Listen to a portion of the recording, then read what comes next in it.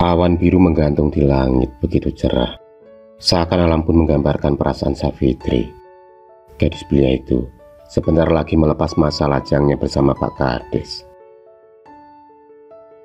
Meski usia mereka terpaut 20 tahun, tapi Savitri merasa kalau calon suaminya itu adalah laki-laki yang tepat untuknya. Suatu kehormatan bagi keluarga Savitri karena dapat dipersunting oleh orang terhormat di kampungnya. Sebenarnya Savitri bukan satu-satunya wanita di kehidupan Pak Kades, dan dia sendiri adalah istri yang keempatnya. Savitri tak keberatan dengan posisi dia yang menjadi istri keempat sekaligus termuda. Toh, dengan menikahi Pak Kades, perekonomian keluarganya akan tercukupi. Pak Kades terkenal akan sikap baiknya.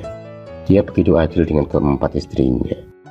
Sebagai orang yang terpandang dan umurnya yang sudah tua, tentu saja Pak Kades menginginkan keturunan dari para istrinya. Tapi sayang, hingga sekarang semua istri-istrinya belum bisa memberikan seorang keturunan. Savitri adalah harapan satu-satunya dari Pak Kades, karena ketika istri sebelumnya sudah dinyatakan tak bisa memiliki keturunan oleh dokter kandungan. Selesai acara bahagia malam itu, Pak Kades kemudian memboyong istrinya ke sebuah pondok kecil untuk melangsungkan ritual malam pertamanya. Dan 1 bulan kemudian, Pak Kades tampak sangat bahagia saat mendengar kabar kalau Savitri sedang hamil, dan sebentar lagi dia akan mendapatkan anak sebagai pewaris garis keturunan keluarganya.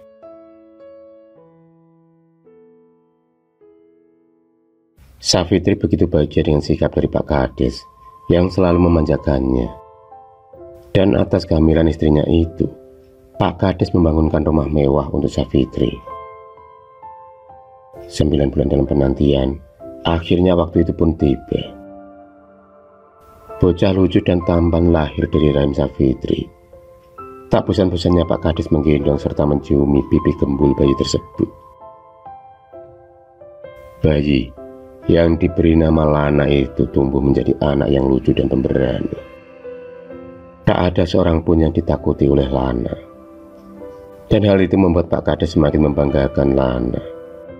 Karena sebagai anak laki-laki, dia dididik agar menjadi anak yang kuat dan juga pemberani. Semakin hari tubuh Lana semakin kuat dan kekar. Hobinya yang suka makan daging membuatnya mempunyai insting berburu yang tajam. Setiap hari Lana akan keluar masuk hutan untuk mencari hewan buruan, dan setelah itu akan dimakan sampai habis. Tahun ini genap sudah, umur Lana menginjak 15 tahun. Di usia remajanya itu, entah kenapa dia sulit untuk dikendalikan. Sifatnya menjadi arogan dan ingin menang sendiri. Setiap hari selalu ada orang yang melapor kepada Savitri atas kenakalan dari Lana. Pak Kades yang begitu menyayangi putranya itu tak menggubris laporan dari para warganya. Dia tak mempermasalahkan sifat Lana yang hanya dianggap sebagai kenakalan remaja. Mungkin hal itulah yang memicu Lana untuk terus melakukan keonaran-keonaran di desanya, karena dia tahu ada ayahnya yang selalu membelanya. Suatu hari ada seorang ibu-ibu yang melaporkan Lana karena telah merusak anak gadisnya.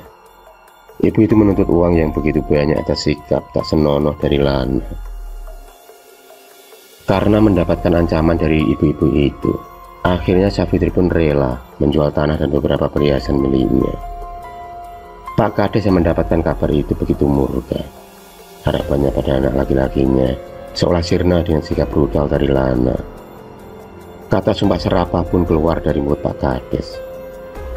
Karena ketakutan, akhirnya Lana pergi dari rumah. Dengan cepat dia meloncat dari jendela kamar. Hari berganti hari, tak terasa Lana sudah 3 bulan pergi dari rumah. Sebagai seorang ibu, Savitri juga mengkhawatirkan kondisi anaknya. Meski dia tahu Lana adalah anak pemberani, toh dia juga masih anak-anak yang butuh bimbingan dari orang tua. Malam itu adalah malam giliran Pak Kades untuk bersama istri pertamanya. Dengan terpaksa, Savitri tidur sendirian ditemani gerimis yang datang tak henti-henti. Jam sudah menunjukkan pukul 11 malam. Tapi Savitri belum juga bisa memejamkan kedua matanya. Dan saat baru saja memandang terpejam, tiba-tiba saja dia mendengar suara ketukan pintu jendela.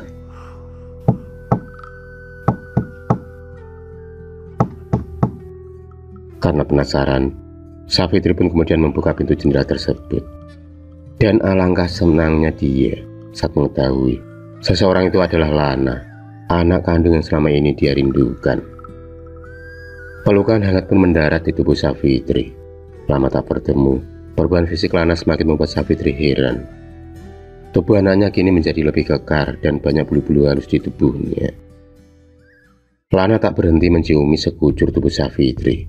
Lalu dengan cepat, Lana pun kemudian menindih Savitri hingga ibunya itu tak bisa berkutik. Satu persatu Lana melepaskan helai demi helai kain yang menutupi tubuh indah ibunya itu. Savitri pun menangis histeris dengan perlakuan Lana. Lana tak ada bedanya dengan seekor binatang yang tega memperlakukan ibunya dengan keji. Setelah kejadian malam itu, Lana pun kembali pergi dengan melompat dari jendela. Dia tak menghiraukan tangisan pilu dari ibunya yang sudah dirusak kerumatannya. Pagi pun tiba. Savitri harus bisa menyembunyikan kesedihannya dari Pak Kades, karena dia tahu kalau suaminya mengetahui kejadian itu bisa jadi Lana akan mati terbunuh. Setiap hari Savitri dirundung kesedihan. Tak ada lagi semangat dalam hidupnya karena ulah anaknya yang di luar kendali. Hingga suatu malam Savitri tidur dengan lelapnya. Dia pun merasakan ada yang membelai lembut rambutnya.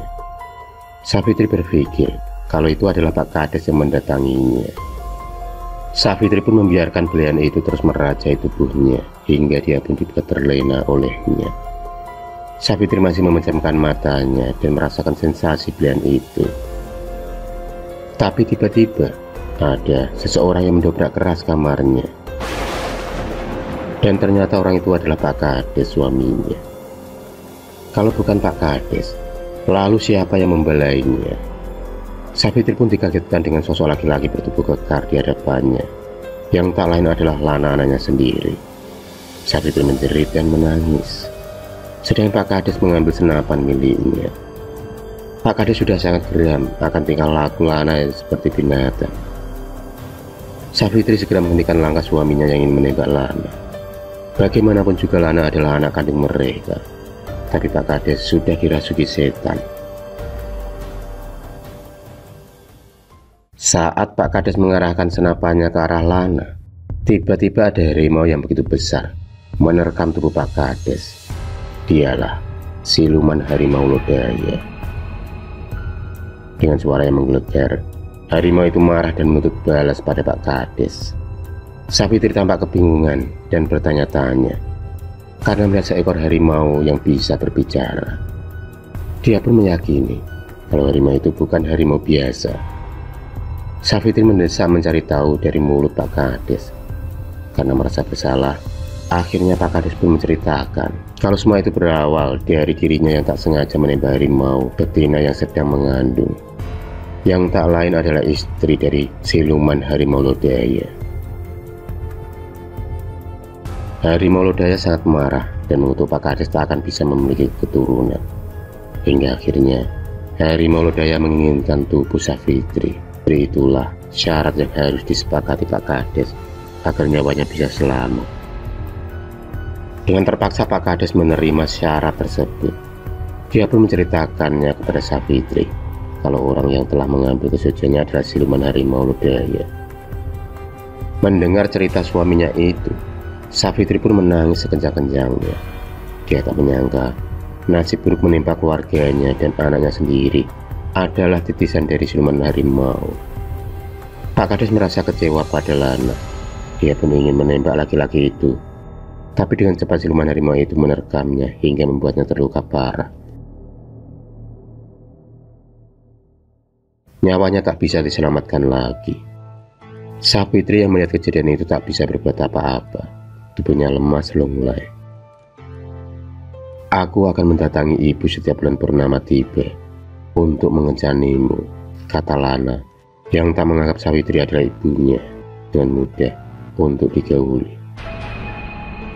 Mendengar perkataan dari Lana, Safitri pun lalu mengambil senapan dan menembakkan ke arah dadanya. Pak Kades dan Safitri pun meninggal bersama.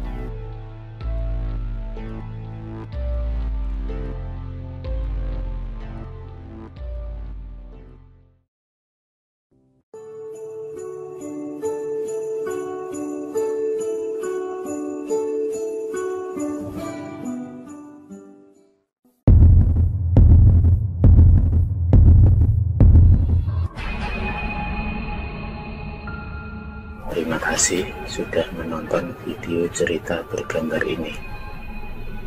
Klik subscribe untuk terus berlangganan video-video cerita bergambar selanjutnya. Semangat berkarya.